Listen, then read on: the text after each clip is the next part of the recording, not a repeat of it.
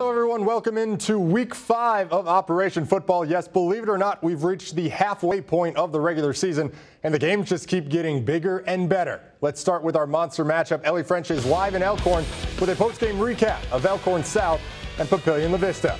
What's going on, Ellie?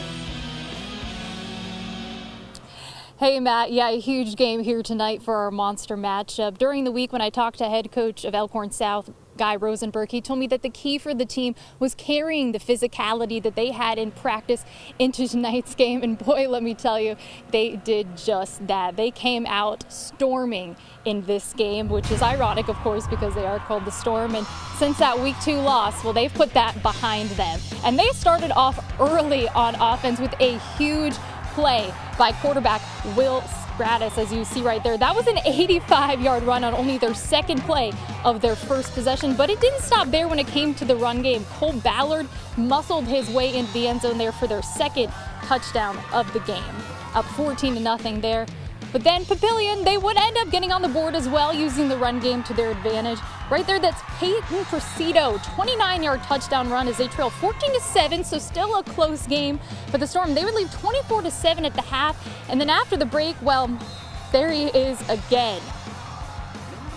A huge touchdown by Will Stratus would put them up 31-7 after that score. And this game went to the Storm. The final score, 45-14. And after the game, head coach Guy Rosenberg just talked about how big the guys up front helped utilize with this run game tonight. The cornerstone of our program is physicality. A lot of that shows up in our Rhino package and those goal line situations, and just take a lot of pride of our guys moving. You know, talk about definition of power is moving somebody from point A to point B against their will, and I think our guys did that tonight. It was a homecoming week, so we had a lot of energy. Everyone was in sync tonight, and the line played great and opened up holes for me, and I just found the end zone.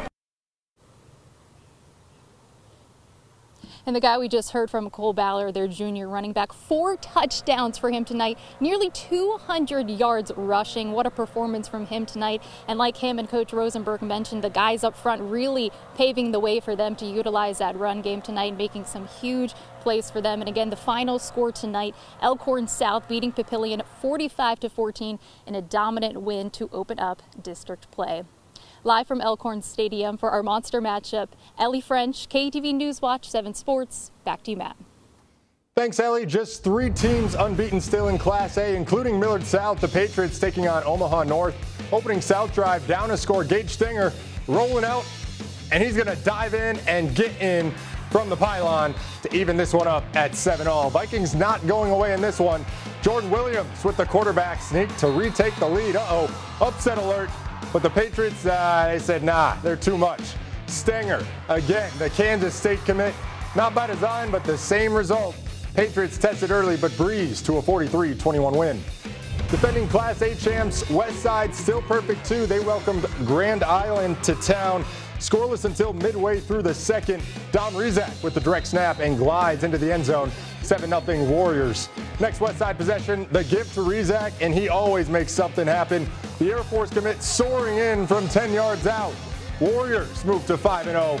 They hold off the Islanders 41-9. Third-ranked Bellevue West looking for some payback at Kearney. Bearcats knocked the T-Birds out of the playoffs last year. West did not forget. Luke Johansson airing it out long, and he's going to connect with Micah Riley Ducker.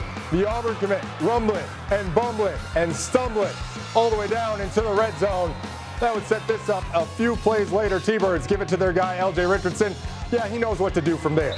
T-Birds get their revenge. They beat the Bearcats 49-13. Papillion South welcoming Lincoln Southwest to the Black Hole. Titans trailing 11-0 in the second. South driving. Oh, the pump fake got him. And Brady Fitzpatrick's got his guy, Ian Medic. Yeah, that'll work. Titans respond with 30 unanswered for the 30-11 comeback win. Millard North hosting Bryan in an afternoon matinee. Both teams looking for win number 1. Mustangs get off to a fast start. Second play from scrimmage.